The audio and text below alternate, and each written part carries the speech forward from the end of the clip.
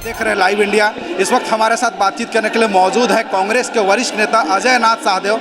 हम इनसे जानते हैं कि झारखंड में जिस प्रकार से बीजेपी जो है कि डेमोग्राफी की बात कर रही है, दूसरी ओर बात कर रही है कि बांग्लादेशी घुसपैठी, और देखा जाए तो झारखंड में जो है कि अभी नवनियुक्त प्रदेश अध्यक्ष बने हैं केशव कमलेश जी। अभी झारखंड में जो है कि झारखंड की राजनीति जो है कि काफ़ी उथल पुथल देखा जा रहा है। एक तरफ चंपाई जो सोरेन है वो अलग राह पे चल चुके हैं, आपके गठबंधन में टूट नज़र आ रही है, क्या कहेंगे? देखिए, पॉलिटिकल डायनामिक्स चेंज होते रहते हैं और आप उथल पुथल की जो बात करते हैं, आप हमेशा देखेंगे कि उथल पुथल इस तरह की बातें आती है, उतना होता नहीं है जितना कि काफ़ी बार मीडिया में खबरें आती हैं।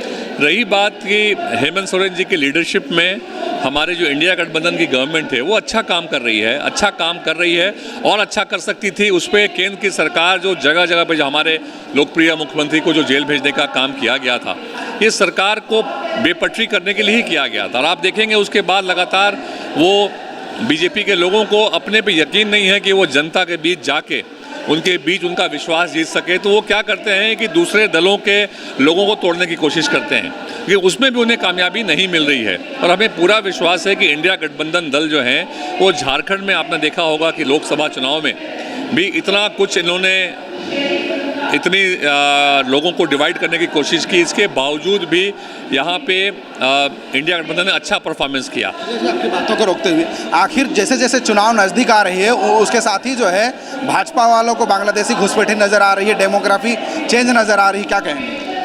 देखिए, बांग्लादेशी घुसपैठिए की बात अगर बीजेपी के लोग करते हैं तो केंद्र में उनकी सरकार है और बॉर्डर को गार्ड करने की जिम्मेवारी, रिस्पॉन्सिबिलिटी जो है तो वो केंद्र सरकार की है, होम मिनिस्ट्री की है। तो इसका जवाब जो है हमारे केंद्र के होम मिनिस्टर अमित शाह को देना चाहिए कि अगर ऐसा हुआ है तो कैसे हुआ है। अगर आप चुनाव के समय लेकिन जो ये बातें हो रही है, आप देखेंगे कि डेमोग्राफी चेंज हो गया, ये कहीं ना कहीं लोगों को डिवाइड करने के लिए, लोगों को पोलराइज करने के लिए इन बातों को, नैरेटिव को सेट करने के लिए किया जाता है। सोशल मीडिया में भी आप देखेंगे जिस तरह की खबरें वो प्लांट की जाती है बीजेपी के द्वारा, ये साफ दिखता है कि इन्हें देश के, हमारे राज्य के जो बुनियादी इश्यूज हैं, आज के दिन में आप इस हॉल में जो बच्चे बच्चियां आई हुई हैं, या आप चले हमारे साथ बाकी विभिन्न क्षेत्रों में, रातू चले, नगड़ी चले, तो आप लोगों से अगर सवाल करेंगे कि आपके लिए मुख्य मुद्दा क्या है, किसी के लिए सड़क होगा, किसी के लिए नाली होगा, किसी के लिए मोस्टली लोगों के लिए रोजगार होगा। कि युवा से बात करेंगे, महिलाओं से बात कीजिएगा तो वो कहेंगे हमें रोजगार की तलाश है, जो हम अभी रोजगार कर रहे हैं उससे बेटर या उससे बेहतर कुछ मिल सके, ये हम कोशिश कर रहे हैं। क्योंकि लेकिन बीजेपी को इससे मतलब नहीं है, बीजेपी को इससे मतलब नहीं है कि यहाँ का युवा, यहाँ की महिलाएं जो हैं वो आगे बढ़े। उनको मतलब है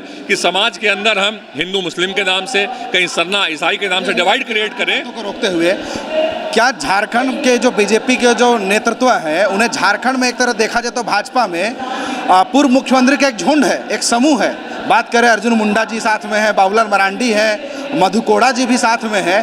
क्या इन्हें भाजपा के जो पूर्व मुख्यमंत्री हैं, आदिवासी चेहरे हैं, उनके नेतृत्व को पसंद नहीं आ रहा है? जो चुनाव प्रभारी बनाए हैं हेमंत बिस्वा शर्मा, जो कि हर प्रखंड लेवल के छोटे छोटे कार्यक्रम में आ रहे हैं, क्या कहेंगे? देखिए, मैं दूसरे दल की स्ट्रैटेजी भी बोलना नहीं चाहूँगा, लेकिन ये दर्शाता है कि बीजेपी जो है कहीं ना कहीं जो यहाँ के ज़मीनी मुद्दे हैं कि यहाँ की जनता क्या चाहती है, इससे दूर है।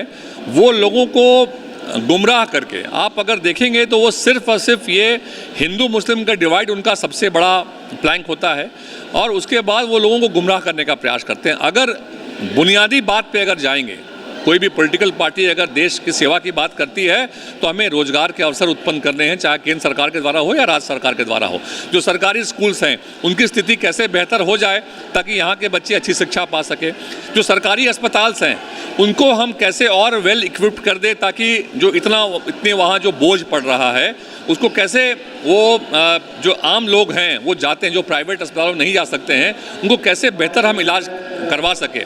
हमको इसकी बात हम नहीं करके और पूरे चीज़ को, नैरेटिव को जो सेट करने का प्रयास होता है, ये दर्शाता है कि वो कहीं ना कहीं जो डरे हुए हैं, वो जो लोकप्रिय सरकार यहाँ की झारखंड की है, उन्हें लगता है कि भाई हम महाराष्ट्र हारने जा रहे हैं, हरियाणा हारने जा रहे हैं, तो झारखंड के अंदर भी उनको जो भय है इसीलिए वो इस तरह की बातें कर रहे हैं। आज जो है कि रेडिसन ब्लू में कार्यकारिणी की बैठक हो रही है। रामविलास पासवान के बेटे जो है स्वर्गीय चिराग पासवान आए हैं। एक तरफ चिराग पासवान आए, कुछ दिन पहले जीतन राम मांझी आए थे, अभी जदयू भी अपना सीट शेयरिंग को लेकर खींचतान कर रही है, एक तरफ आशु भी है। क्या कहेंगे, एनडीए में 4-5 दावेदार हैं, कैसे इस बार पार पाएंगे? देखिए, एनडीए के जो सभी लीडर्स यहाँ आ रहे हैं अभी, वो इसलिए आ रहे हैं कि उन्हें लगता है कि हमारे जो उनके मिनिस्टर्स हैं, कोड ऑफ कंडक्ट लगने के पहले वो अधिक से अधिक अपना प्रचार प्रसार करना चाह रहे हैं। लेकिन मैं मुद्दों की बात अगर करेंगे तो वो जो बेसिक मुद्दे हैं, जो जनता की आवाज़ है,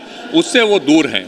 जिस तरीके से आप देखेंगे, अगर उनको जनता की आवाज़ मालूम होती, उनको मालूम होता कि यहाँ का पल्स क्या है, तो ये गलती वो नहीं करते कि हमारे मुख्यमंत्री हेमंत सोरेन जी को जेल भेजते, वो भी बगैर किसी कारण के, बगैर कोई डायरेक्ट उनके ऊपर दोष नहीं होने के बावजूद भी उनको जेल भेजा गया। वो ये काम नहीं करते क्योंकि वो मुख्यमंत्री यहाँ के आदिवासियों की, यहाँ के दलितों की, यहाँ के मूल निवासियों के कार्य में लगे हुए थे। तो कहीं ना कहीं वो जनता को डिस्टर्ब करने के लिए, जनता को लाभ ना मिल सके, इसके लिए वो उन्होंने उसको जेल भेजने का काम किया। जाते जाते एक आखिरी सवाल ये है कि आपकी महागठबंधन सरकार की ओर से एक योजना, महत्वाकांक्षी योजना लेके आए हैं, मैया सम्मान योजना। उसको वो मैया सम्मान योजना की जगह वो मैया परेशान योजना करके संबोधित कर रहे हैं, और वो कह रहे हैं कि भैया मैया को सिर्फ योजना दे रहे, भैया क्या करेंगे? देखिए, मैया सम्मान योजना के नेगेटिव बोलने के लिए आज के दिन में कोई भी लोग अगर आ रहे हैं तो उनकी गलती है, क्योंकि माँ बहनों को अगर कुछ पैसा डायरेक्टली उनके अकाउंट में जो जाएगा 1000 रुपया, ये एक बड़ी बात है। उसकी शुरुआत भी हो चुकी है।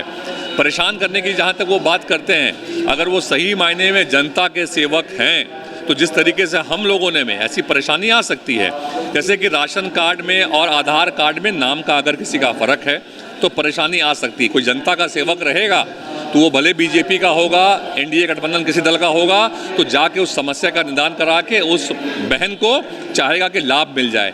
तो बहनों को लाभ ना मिले इसकी कोई अगर प्रार्थना कर रहा है तो वो झारखंड का हितैषी नहीं हो सकता, ये तो पक्की बात है। चुनाव नज़दीक है अजय जी, आप क्या कहेंगे? चूँकि जो है कि अब विधानसभा का जो चुनाव है वो आगाज हो चुका है।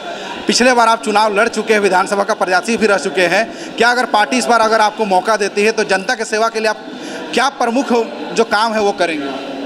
देखिए, जनता के बीच मैं पिछले चुनाव में मैं इंडिया गठबंधन का, मैं कांग्रेस की तरफ से प्रत्याशी था हटिया विधानसभा का, और लोगों का काफ़ी प्यार सम्मान मिला। हम लोग लगभग 1 लाख वोट लेके आए, चुनाव नहीं जीत पाए, लेकिन जनता का प्यार और समर्थन मिला।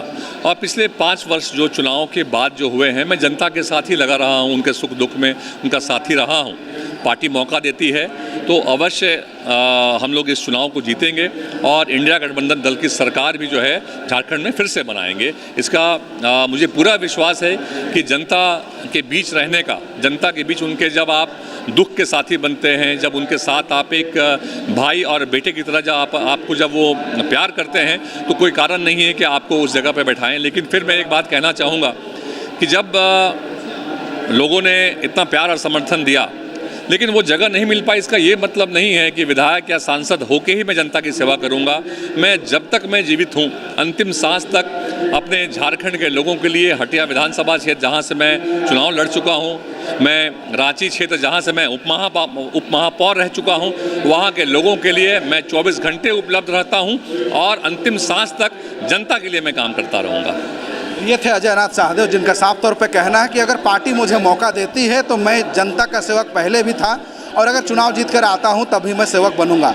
अब देखना बड़ा दिलचस्प होगा, क्योंकि झारखंड में जो है कि विधानसभा चुनाव का बिगुल जो है कि बच चुका है। तमाम जो पार्टियाँ हैं उसके नेता विधायक जो है कि झारखंड दौरा कर रहे हैं।